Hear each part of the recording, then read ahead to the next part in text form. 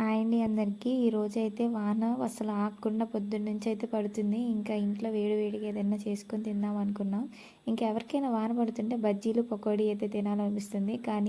కానీ అవన్నీ కాకుండా ఇన్స్టెంట్గా ఈజీగా అంత ప్రాసెస్ లేకుండా అయితే పాయసం అయితే చేసేసుకుందాం అనుకున్నాం. సేమియా పాయసం అయితే రిషిత అను జాను కూడా బాగా తింటారు, ఇష్టపడైతే అని సేమియా ప్రాసెస్ అయితే మొదలుపెట్టాను. ఇంకా కళాయిలో అయితే నెయ్యి వేసుకొని సేమియాలు అయితే బాగా దోరగా వేయించుకొని పక్కన పెట్టుకున్నాను. ఇంకా సగ్గుబియ్యం కూడా నానబెట్టి పక్కనైతే పెట్టేసుకున్నాను.